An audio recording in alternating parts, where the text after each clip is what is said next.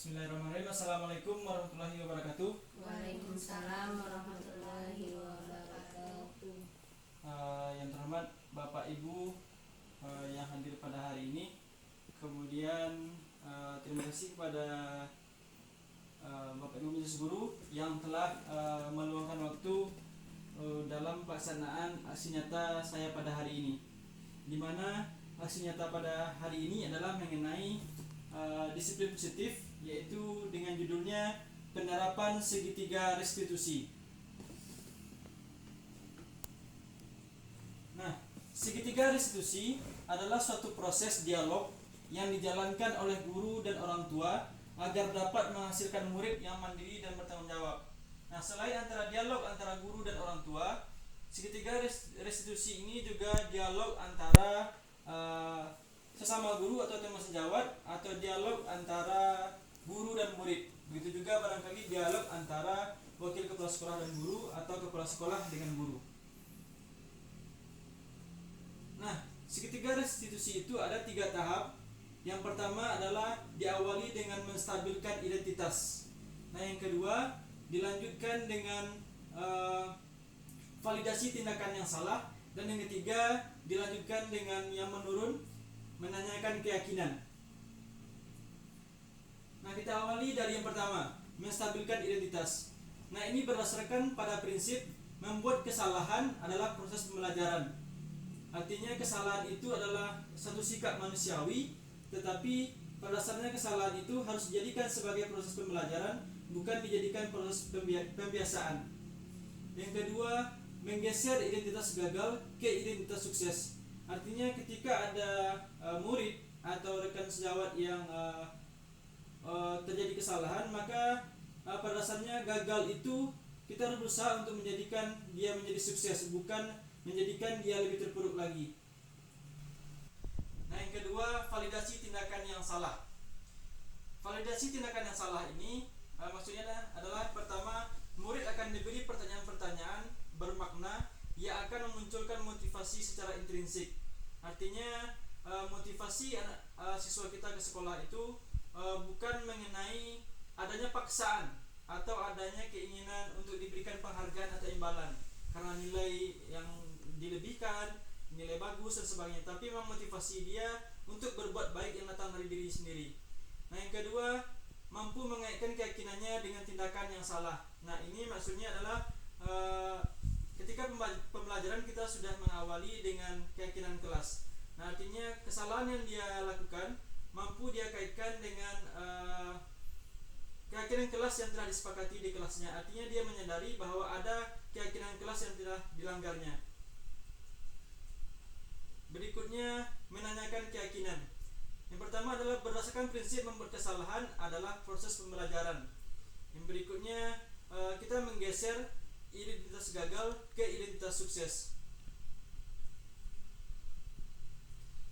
Nah, contohnya ada kasus pertama, yaitu pada Ziva tidak terima tugasnya dicontek oleh temannya. Ia marah dan tidak dapat menahan amarahnya. Tadi Bapak mendengar laporan dari ketua kelas, katanya Ziva bertengkar ya dengan Ilham? Iya Pak, saya kesal dengan Ilham. Kenapa Ziva kesal? Ilham terus menyontek hasil pekerjaan saya. Bukan hanya PR, tapi tugas lainnya juga dicontek Pak. Oh begitu, wajarlah Ziva kesal. Jika Bapak di posisi Ziva, Bapak pasti juga akan berbuat hal yang sama. Iya Pak. Lalu apa yang Ziva lakukan pada Ilham? Saya marah Pak, dan tanpa sadar saya memukul mejanya Pak. Oh begitu, pasti Ziva berbuat seperti itu ada alasannya ya? Iya Pak, saya sudah berusaha payah membuat tugas. Sementara Ilham hanya mencontek, tidak mau usaha sendiri. Ya wajarlah kalau Ziva merasa marah, karena Ziva tidak rela tugas Ziva dicontek begitu saja oleh Ilham. Bapak sangat menghargai tindakan yang Ziva lakukan. Tapi Bapak bersyukur Ziva tidak berbuat lebih buruk daripada itu. Contohnya mukul. Coba Ziva pikirkan. Kita pikirkan secara bersama, tindakan Ziva sampai mengebrak meja, apakah sudah sesuai dengan keyakinan kelas kita? Tidak Pak. Menurut Ziva, keyakinan kelas apa yang sudah Ziva langgar? Saling menghormati antar teman Pak. Ya betul. Menurut Ziva, saling menghormati antar teman tersebut penting atau tidak untuk Ziva? Penting ya. Baik, kalau menurut Ziva itu penting, jadi keyakinan kelas apa yang harus kita lakukan pada saat Ziva sedang marah? Harus bersabar, Pak. Apa yang akan Ziva lakukan untuk memperbaiki masalah ini? Saya harus bersabar dan menahan amarah saya. Kalau ada teman yang mencontek saya, akan melaporkan kepada guru yang mengajar atau wali kelas, Pak. Ya, tepat sekali tindakan Ziva. Semangat ya. Baik. Sekarang silakan Ziva kembali ke kelas. Baik, Pak. Terima kasih. Pak Izati, kelas 8A, senang sekali diajak diskusi oleh Pak Robi untuk dapat mengendalikan diri dari amarah karena perilaku dari teman sekelas saya. Saya harus belajar bersabar dan menghormati teman-teman saya. Terima kasih. Assalamualaikum warahmatullahi wabarakatuh. Yang kedua, Faris terlambat ke sekolah sehingga ia sering tidak mengikuti kegiatan apel pagi di sekolah. Tadi Bapak mendapat laporan dari guru piket, kata beliau Faris sering terlambat ya? Ya Pak, Menurut Faris sudah berapa kali Faris terlambat? cukup sering Pak. Sering terlambat, itu satu kesalahan menurut Faris atau tidak? Ya Pak. Baik Faris, berbuat kesalahan itu manusiawi. Setiap orang pasti pernah melakukan kesalahan. Yang terpenting, kita bisa belajar dari kesalahan tersebut dan berusaha memperbaikinya. Faris setuju? Setuju Pak. Kita cari solusi secara bersama ya. Baik Pak. Faris sering terlambat, pasti ada alasannya. Kenapa sih Faris sering terlambat? Karena saya sering bergadang main HP Pak, jadi kurang tidur. Faris masih ingat apa keyakinan kelas yang sudah kita sepakati? Ingat Pak? Faris terlambat, apakah sesuai dengan keyakinan kelas kita? Tidak Pak. Kira-kira apa keyakinan kelas yang telah Faris langgar? Disiplin Pak. Menurut Faris, disiplin itu penting untuk Faris atau tidak? Penting Pak, supaya saya dapat menghargai waktu Pak. Betul. Menghargai waktu itu sangat penting dan sangat bermanfaat untuk kita. Seperti kita datang tepat waktu, tugas dikerjakan tepat waktu, dan lain sebagainya.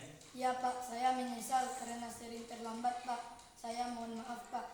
Iya Faris, sikap baik sudah Faris tunjukkan dengan minta maaf.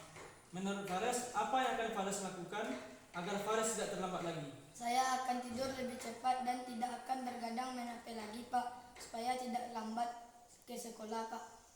Baik Faris, Faris sudah menemukan solusinya. Dan Bapak akan bersama dengan orang tua Faris agar Faris tidak terlambat lagi ke sekolah. Sekarang silakan Faris kembali ke kelas. Terima kasih Pak. Saya Alvarez Tufail mengucapkan terima kasih kepada Pak Robi. Saya senang sekali diajak diskusi bersama Bapak untuk mencari solusi dari kesalahan yang saya lakukan. Selanjutnya saya akan lebih disiplin agar tidak terlambat lagi datang ke sekolah. Terima kasih Bapak Ibu. Itulah hasil presentasi Robi pada aksi nyata ini mengenai disiplin positif, yaitu penerapan segitiga restitusi. Barangkali ada pertanyaan dari Bapak Ibu, disilahkan. Ada apa bertanya? Ini pas.